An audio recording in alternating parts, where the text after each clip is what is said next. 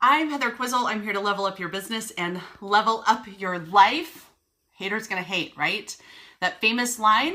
And we're gonna hear it over and over and over till the end of time, I'm sure. But haters gonna hate. And guys, you've really got two options when haters are hating, whether it's on social media, whether it's to your face, whether it's in the gossip mill, it doesn't matter. You always have what I think are two options.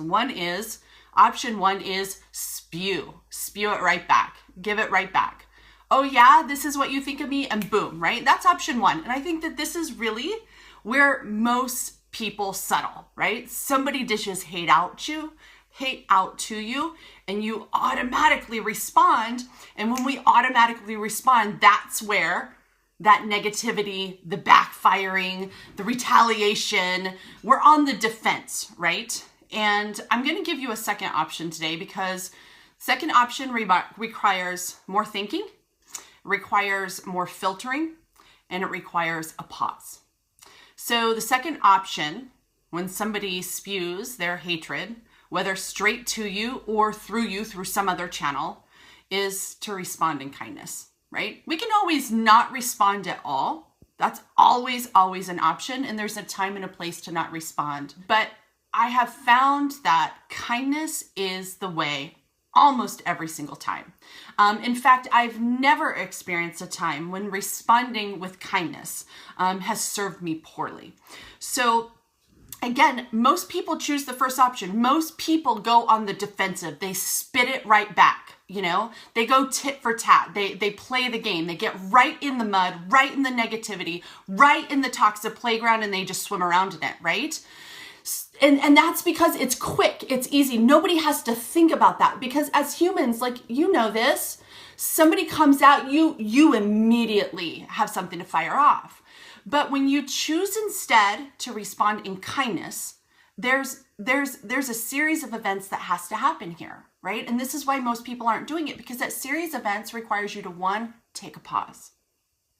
Take a pause, take a minute, soak it in, just sit for a minute and let yourself think, what do I really feel? What do I really think is going on in the situation? The second thing that is going on, if we're taking a pause, is we are filtering.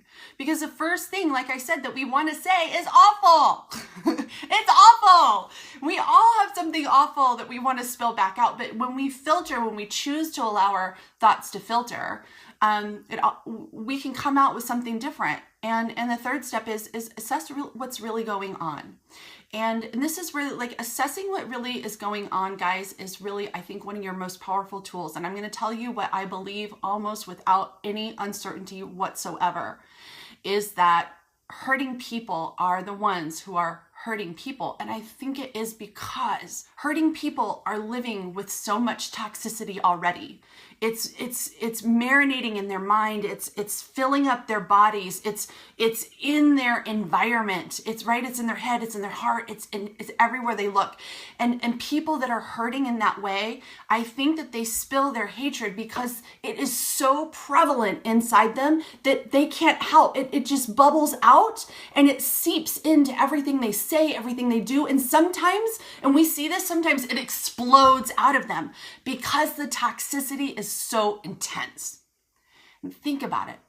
If you know that this is going on for somebody else in somebody's head, heart, environment, how can you not feel kindness towards them? How can you not feel gentleness towards them, knowing that they're hurting others because they're hurting so badly? So we are in a slightly polarized environment, a slightly polarizing landscape. It's ongoing where we live and in our country, and these kind of things are going to be ongoing, right? People will choose to see negativity, they'll look for it, and they'll find it every single time. My challenge to you is the same thing happens on the positivity side. There is kindness, there is gratitude, there is love and joy if you look for it. And when you look for it, I promise you'll find it. You'll find it every single place you look for it. So no matter what is coming at you, my friends, no matter what people have to say about you, the judgments they have, the comments that they make, the absolute hatred that they spew, I always think of this. I think it's the second rule out of the 4 Agreements. Have you read this, the 4 Agreements? Life-changing book. The second rule, I think it's the second, maybe the third, is never take anything personal. Never take anything personal.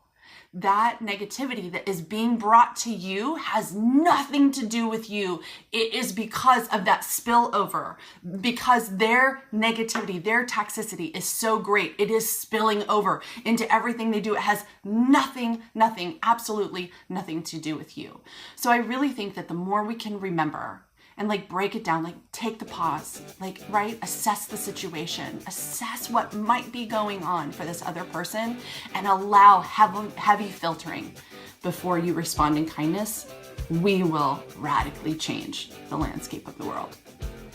It might be a pie in the sky kind of concept, but I'd like to believe it's true.